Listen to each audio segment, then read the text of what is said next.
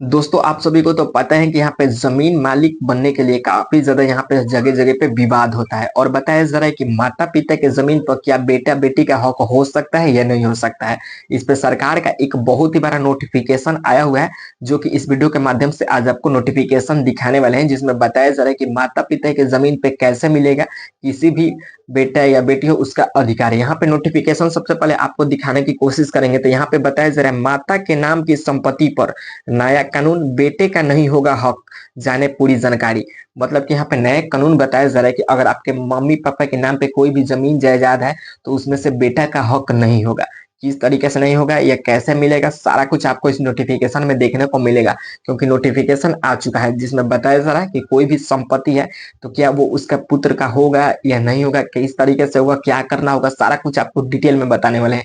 तो चलिए इस नोटिफिकेशन की ओर चलते हैं और सबसे पहले नोटिफिकेशन दिखाते हैं। तब तक वीडियो को लाइक कर लीजिए और चैनल को सब्सक्राइब कर लीजिए ताकि और भी कोई नोटिफिकेशन है नोटिफिकेशन सबसे पहले आप तक जाए। तो देखिए आगे मोबाइल के होम स्क्रीन पे और आपको दिखाने वाले हैं कि अगर मम्मी पापा के नाम पे जो भी ज़मीन है तो क्या उसमें बेटा का अधिकार होगा या नहीं होगा। नोटिफिकेशन यहाँ पे आ चुका है जिसमें बताया जा रहा है माता के नाम की संपत्ति पर नया कानून बेटे का नहीं होगा हक, जाने पूरी जानकारी। यहाँ पे नोटिफिकेशन आया है कि माता के नाम पे अगर कोई भी संपत्ति है तो बेटे का नहीं होगा हक, जाने पूरी जानकारी। अब क्या यहाँ पे प्रॉपर्टी में हिस्सा मिलेगा या नहीं मिलेगा, इस नोटिफिकेशन को अच्छा तरीके से देखेंगे समझेंगे तभी जाकर यहाँ पे डाउट क्लियर होगा। यहाँ पे देखेंगे तो बताया जा रहा है भारत में संपत्ति के अधिकारों को लेकर के कानून में समय समय पर बदलाव होते रहे हैं।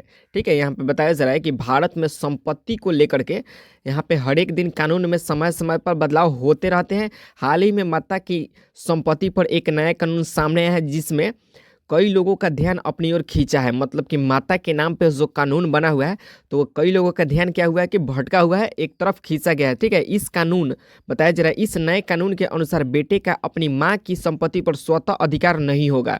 यह फैसला महिलाओं के अधिकार को मजबूत और उनकी आर्थिक स्वतंत्रता सुनिश्चित करने की दिशा में एक महत्वपूर्ण कदम माना जा रहा है। यहाँ पे बताया जा रहा है कि जो माता की संपत्ति है उस पर बेटे का कोई भी अधिकार नहीं होगा। ये महिलाओं को स्वतंत्रित और सुनिश्चित करने के लिए महत्वपूर्ण कदम उठाया गया है। आगे देखेंगे इसमें क्या दिया है। यहाँ पे देखेंगे तो बताया जा रहा है इस लेख में हम इस नए कानून के बारे में विस्तार से जानेंगे। हम समझेंगे कि यह कानून क्या है, इसका महत्व क्या है और यह किस तरह के महिलाओं के परिवारों को प्रभावित करेगा। साथ ही हम ये भी जानेंगे कि इस कानून के पीछे क्या कारण है और इसके क्या संभव परिणाम हो सकते हैं। सारा कुछ आपको इस नोटिफिकेशन में डिटेल में देखने को मिलेगा। अब यहाँ पे देखेंगे तो बताया जरा क्या है यह नया कानून। जो ये नया कानून बना गया है उसके यहाँ पे डिटेल में यहाँ पे वर्णन किया गया है। यहाँ पे देखेंगे तो बताया जाए यह कानून मूल रूप से महिलाओं के संपत्ति अधिकारों को सुरक्षित करने और उनकी आर्थिक रूप से स्वतंत्रता बनाने के लिए लाया गया है।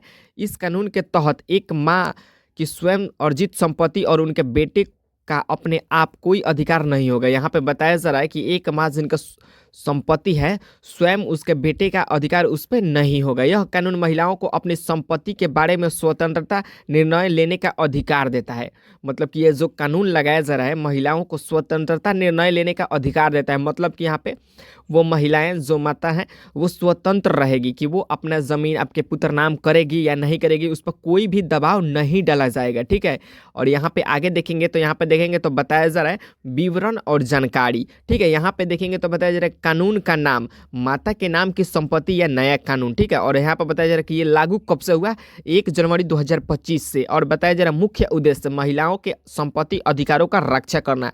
इसका मुख्य उद्देश्य क्या है तो महिलाओं की संपत्ति को रक्षा करना। यहाँ पे बताया जाए प्रभावित वर्ग माताएं और उनके बच्चे। मतलब कि इससे कौन से लोग प्रभावित हो सकते हैं तो माताएं और उनके बेटे हो सकते हैं। ठीक है, और यहाँ पे बताया जा रहा है मुख्य प्रावधान बेटे का माँ की स्वयं अर्जित संपत्ति पर स्व अधिकार न होना। ठीक है, यहाँ पे मतलब कि कोई भी लड़का जबरदस्ती संपत्ति पर अधिकार नहीं कर सकता। यहाँ पे लाभार्थी का नाम दिया है महिलाएं एवं माताएं। मतलब कि इसमें कौन लाभार्थी होंगे, महिलाएं के नाम पे कानून बनाया जा रहा है वही लाभार्थी होंगे। यहाँ पे बताया जा रहा है कानूनी अधिकार भारतीय संविधान और संपत्ति अधिकार कानून। ठीक है, यहाँ पे लागू क्षेत्र पूरे भारत में। मतलब कि ये कहाँ कहाँ नियम लागू होगा तो पूरे भारत में यहाँ पे ये नियम लागू होगा। अब यहाँ पे देखेंगे तो बताया जा रहा है महिलाओं के एक नया अध्याय। ठीक है, महिलाओं के लिए एक नया कानून बनाया गया है। उस पर यहाँ पे देखेंगे तो बताया जा रहा है कि इस नए कानून के साथ भारत के महिलाओं के संपत्ति अधिकारों को एक नया अध्याय शुरू हुआ है। अब महिलाएं अपनी कमाई और मेहनत से अर्जित की गई संपत्ति पर पूर्ण निर्धारित रहेगी और उन्हें आर्थिक रूप से स्वतंत्र बनाने और उनके अधिकारों को सुरक्षा करने में मदद मिलेगा। यहाँ पे बताया जा रहा है कि जो ये नया कानून लग रहा है, तो जो भी महिलाएं अपना यहाँ पे संपत्ति इकट्ठा की है या कमा करके या जिस तरीके से, तो उस पर कोई भी अधिकार नहीं जमा सकता है। ठीक है, वो स्वतंत्र रहेगी अपने यहाँ पे प्रॉपर्टी को लेकर के। सरकार यह कानून बना रही है। यहाँ पे देखेंगे तो बताया जा रहा है मुख्य बिंदु, महिलाओं को अपनी संपत्ति पर पूर्ण नियंत्रण। ठीक है, मतलब कि यहाँ पे महिलाएं अपने संपत्ति पर पूर्ण नियंत्रण रह सकती है। यहाँ पे बताया जाए आर्थिक स्वतंत्रता में वृद्धि, मतलब कि जो भी महिलाएं हैं जिनके पास संपत्ति है वो आर्थिक स्वतंत्र रहेगी। और यहाँ पे देखेंगे तो बताया जा रहा है संपत्ति के बारे में स्वतंत्र निर्णय लेने का अधिकार, मतलब कि वो निर्णय अब अपने हस्बैंड से या किसी और से पूछकर नहीं लेगी, वो स्वयं यहाँ पे निर्णय ले सकती है। यहाँ पे देखेंगे बताया जाए लैंगिक समानता की दिशा में महत्वपूर्ण कदम, मतलब कि यहाँ पे ग्रोथ की दिशा में महत्वपूर्ण कदम यहाँ पे बताया जा रहा है। यहाँ पे देखेंगे तो बताया जाए स्वयं अर्जित संपत्ति के उदाहरण, यहाँ पे उदाहरण भी दिया गया है। यहाँ पे देखेंगे तो बताया जा रहा है कि अर्जित, ठीक है, यहाँ पे बताया जा रहा है कि स्वयं अर्जित संपत्ति के उदाहरण, यहाँ पे उदाहरण भी दिया गया है जो स्वयं अर्जित किया गया है। नौकरी या व्यवसायिक से कमाई गई रकम, मतलब कि जो महिलाएं यहाँ पे नौकरी कर रही है या व्यवसाय से जो रकम कमा रही है वो स्वयं उसका अधिकार होगा। यहाँ पे बताया जा रहा है खरीदी गई जमीन या मकान, निवेश से प्राप्त लाभ, किराए से आए लाभ, और यहाँ पे बताया जा रहा है बैंक में जमा राशि। ठीक है, ये सब जो स्वयं अर्जित किया गया है इस पर सिर्फ महिलाओं का ही अधिकार रहेगा और किसी का अधिकार इस पर नहीं होगा। यहाँ पे देखेंगे तो बताया जा रहा है बेटों के अधिकार क्या बदला। ठीक है, उसके बारे में भी यहाँ पे बताया जा रहा है कि उनके अधिकार क्या बदला। इस नए कानून के तहत बेटों के अधिकारों में कुछ महत्वपूर्ण बदलाव आए हैं। जो कि यहाँ पे बेटों के लिए कानून बना है उसमें कुछ महत्वपूर्ण बदलाव आया हुआ है। यहाँ पे देखेंगे तो बताया जा रहा है, देखिए यहाँ पे स्वतः अधिकार नहीं, बेटे का अपनी माँ की स्वयं अर्जित संपत्ति पर अब कोई स्वतः अधिकार नहीं होगा। यहाँ पे देखेंगे तो बताया जा रहा है कि अब कोई भी लड़का है, उसकी मम्मी के पास जितना भी ज़मीन है, प्रॉपर्टी है, तो वो जब तक नहीं चाहेगी उस पर बेटा का अधिकार कोई भी नहीं होगा। ठीक है, और यहाँ पे देखेंगे तो बताया जा रहा है वसीयत का महत्व। यदि माँ चाहती है कि उसकी संपत्ति बेटे को मिले तो उसे वसीयत बनानी होगी, तभी जाकर मिलेगा, वरना नहीं मिलेगा। ठीक है, यहाँ पर ज़बरदस्ती करने से नहीं मिलेगा। यहाँ पे बताया जा रहा है समान अधिकार, बेटे और बेटियों के बीच अब कोई भेदभाव नहीं होगा। ठीक है, यहाँ पे बताया जा रहा है कि अगर किसी भी महिला का बच्चा है और बच्ची है तो उसमें कोई भी भेदभाव नहीं होगा, सामान्य अधिकार उन दोनों को मिलेगा। मतलब कि जितना प्रॉपर्टी लड़के को मिलेगा उतना ही लड़की को भी मिलेगा। यहाँ पे देखेंगे तो बताया जा रहा है माँ की इच्छा सर्वोत्तम, माँ की अपनी संपत्ति किसे देनी चाहती है। ठीक है, यहाँ पे बताया जा रहा है जिसे भी देना चाहती है संपत्ति वो दे सकती है, यह निर्णय अब पूरी तरह से उनके हाथ में होगा। मतलब कि जो संपत्ति है अपने बेटे के नाम करना चाहती है या बेटी के नाम, जिसके नाम से करना चाहती है वो स्वतंत्र है, अपने संपत्ति किसी की भी नाम से कर सकती है।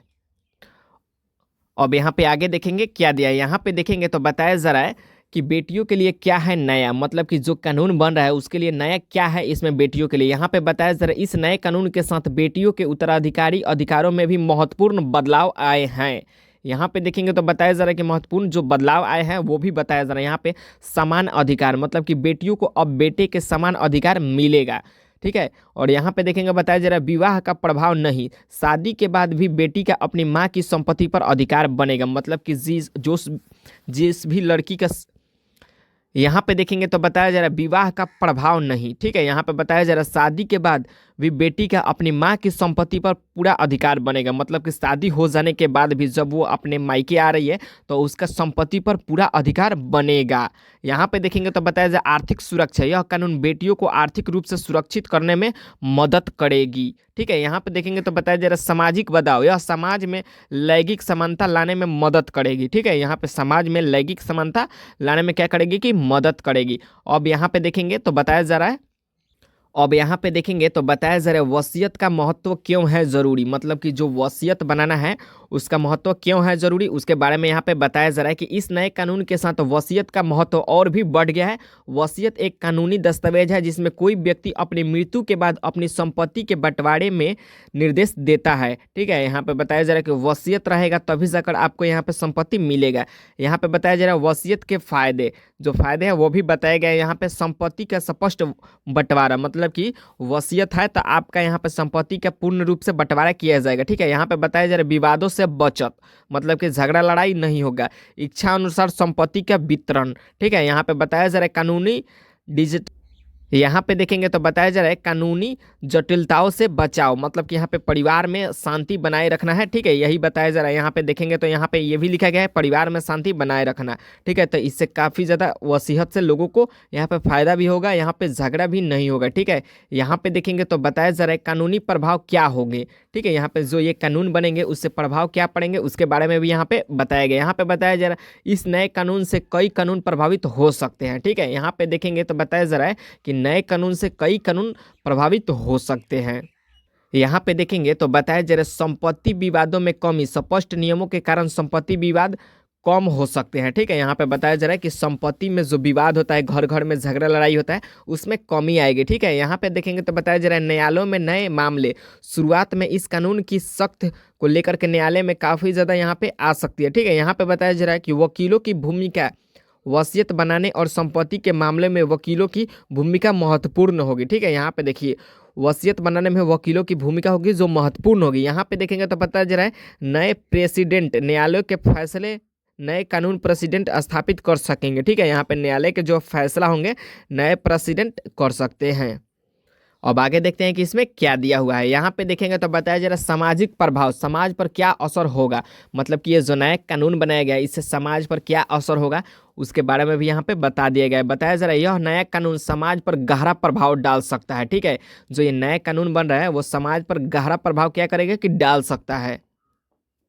यहाँ पे देखेंगे तो बताया जा रहा है लैंगिक समानता, यह कानून लैंगिक समानता की दिशा में एक बड़ा कदम होगा। ठीक है, बताया जा रहा है कि लैंगिक समानता में यह कानून बड़ा यहाँ पे कदम ले सकता है। यहाँ पे बताया जा रहा है महिला शक्तिकरण, महिलाओं को आर्थिक रूप से स्वतंत्र बनने में मदद मिलेगा, मतलब कि इस कानून से महिलाओं को आर्थिक स्वतंत्र मिलेगा और उसमें स्वतंत्र बनने में मदद भी मिलेगा। यहाँ पे बताया जा रहा है पारिवारिक संबंधों में बदलाव, माता पिता और बच्चे के बीच संबंधों की प्रकृति बदल सकती है। ठीक है, यहाँ पे बताया जा रहा है कि माता पिता में यहाँ पे परिवर्तन होगा, बच्चों में भी यहाँ पे परिवर्तन होगा। ठीक है, यहाँ पे देखेंगे बताया जा रहा है सामाजिक मूल्य में परिवर्तन, संपत्ति और उत्तराधिकारी को लेकर के सामाजिक मूल्य में भी बदलाव हो सकता है। ठीक है, मतलब कि इस कानून को लेकर के सामाजिक और मूल्य में भी काफ़ी ज़्यादा बदलाव हो सकता है। अब यहाँ पे देखेंगे तो क्या लिखा गया है, अब यहाँ पे देखेंगे तो बताया जा रहा है चुनौतियाँ और समाधान। ठीक है, यहाँ पे चुनौतियाँ और समाधान के बारे में बताया जा रहा है कि क्या हो सकती है मुश्किलें। यहाँ पे जानेंगे तो बताया जा रहा है कि इस नए कानून के कार्यरतन में कुछ चुनौतियाँ हो सकती है। ठीक है, यहाँ पे कुछ चुनौतियाँ भी हो सकती है। यहाँ पे देखेंगे तो बताया जा रहा है चुनौतियाँ सामाजिक प्रतिरोध, मतलब कि समाज में यहाँ पे प्रतिरोध किया जा सकता है। उसके बाद यहाँ पे जागरूकता की कमी, यहाँ पे जागरूकता की कमी होगी। यहाँ पे बताया जा रहा है कानूनी जटिलताएं, मतलब कि इसमें बाधा भी आ सकती है। यहाँ पे देखेंगे तो बताया जा रहा है पुरानी मानसिकताएं। ठीक है, यहाँ पे देखेंगे संभावित समाधान के बारे में भी बताया जा रहा है कि जन जागरूकता अभियान। ठीक है, और यहाँ पे देखेंगे तो बताया जा रहा है कानूनी सहायता केंद्र। यहाँ पे देखेंगे तो बताया जा रहा है सरल कानूनी प्रक्रिया, यहाँ पे शैक्षिक कार्यक्रम, मतलब कि ये सब चुनौतियाँ और संभावित समाधान हो सकता है। ठीक है, यहाँ पे देखेंगे तो बताया जा रहा है कि अक्सर पूछे जाने वाले सवाल, मतलब कि यहाँ पर जो संपत्ति से रिलेटेड जो यहाँ पे कानून बन रहे हैं तो इसमें पूछे जाने वाले कुछ सवाल भी हैं, उसके बारे में यहाँ पे दिया गया है कि बताया जा रहा है क्या यह कानून सभी धर्मों पर लागू होगा। तो यहाँ पे बताया जा रहा है हाँ, यह कानून सभी धर्मों पर लागू होगा। ठीक है, जिस भी धर्म से आप बिलोंग करते हैं तो ये संपत्ति वाला जो कानून लागू हो रहा है सभी धर्मों पर लागू होगा। यहाँ पे देखेंगे तो बताया जाए क्या इस कानून का असर पहले से मौजूद संपत्तियों पर भी पड़ेगा। तो बताया जा रहा है हाँ, जिसके पास भी पहले से कुछ मौजूद संपत्तियां हैं उस पर भी यहाँ पे असर पड़ेगा, यहाँ पे बताया जा रहा है। यहाँ पे देखेंगे तो बताया जा रहा है कि क्या माँ अपनी संपत्ति किसी गैर परिवार के सदस्य को दे सकती है। तो हाँ, माँ अपनी स्वयं से अर्जित संपत्ति किसी भी व्यक्ति को दे सकती है, मतलब कि यहाँ पे जिस भी व्यक्ति को चाहे वो दे सकती है। यहाँ पे देखेंगे तो बताया जा रहा है कि बेटे अपनी माँ की संपत्ति पर कभी भी दावा नहीं कर सकता है। तो यहाँ पे बताया जा रहा है कि यदि माँ वसीयत से ऐसा चाहती है तो बेटे दावा नहीं कर सकता है, मतलब कि यहाँ पे वसीयत में अगर माँ चाहेगी तो यहाँ पर दावा नहीं हो सकता है। ठीक है, और यहाँ पे नहीं चाहेगी तो हो सकता है। यहाँ पे बताया जा रहा है कि क्या यह कानून पिता की संपत्ति पर भी लागू होगा। तो नहीं, यह कानून पिता के संपत्ति पर लागू नहीं होगा। यहाँ पे बताया जा रहा है यह कानून केवल माँ की स्वयं अर्जित संपत्ति पर लागू है, मतलब कि यहाँ पे देखिए सबसे ज़्यादा समझने वाला बात है कि यहाँ पे बताया जा रहा है कि स्वयं से अर्जित, मतलब कि जो खरीदा होगा उस पर ही लागू हो सकता है, जो स्वयं से अर्जित किया होगा। मतलब कि यहाँ पे जैसे आपके बाप दादा परदादा के नाम पे ज़मीन है तो उस पर ये कानून लागू नहीं होता है। ठीक है, आपको एक चीज़ को ध्यान रखना है। और जो अर्जित किया होगा, जो मतलब कि जो किना होगा, उस पर ये कानून लागू होगा, वो जिसे चाहेगी उसे दे सकती है। ठीक है, आपको अच्छे तरीके से यहाँ पे क्लियर हो गया होगा। यहाँ पे देखेंगे तो बताया जा रहा है अस्वीकरण। ठीक है, यहाँ पे कुछ डिस्क्लेमर दिया गया है, उसे भी पढ़ लेंगे।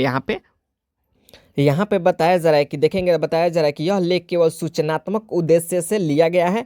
बताया जा रहा है कि इसे कानूनी सलाह के रूप में नहीं लिया जाना चाहिए। ठीक है, वर्तमान में ऐसा कोई विशिष्ट कानून नहीं है जो माता के नाम की संपत्ति पर बेटे के अधिकार को पूरी तरीके से खत्म करता हो। संपत्ति के अधिकार और उत्तराधिकारी के नियम जटिल है और विभिन्न कारकों पर निर्भर करते हैं। किसी भी संपत्ति संबंधित मामले के लिए कृपया एक योग्य कानूनी पेशेवरों से परामर्श लें। कानून में बदलाव हो सकते हैं, इसलिए हमेशा न्यूनतम जानकारी के लिए अधिकारों स्रोतों का संदर्भ ले। ठीक है, यहाँ पे बता दिया गया है कि ऐसा कानून कोई भी नहीं है जिसे यहाँ पे माता की संपत्ति से बेटा का पूरा यहाँ पे अधिकार वंचित कर दिया जाए। ठीक है, तो इसे आपको यहाँ पे आने वाला समय में ऐसा हो सकता है, जो स्वयं से अर्जित किया होगा उस पे यहाँ पे सिर्फ उसी का अधिकार होगा। ठीक है, तो यही नोटिफिकेशन आया हुआ था।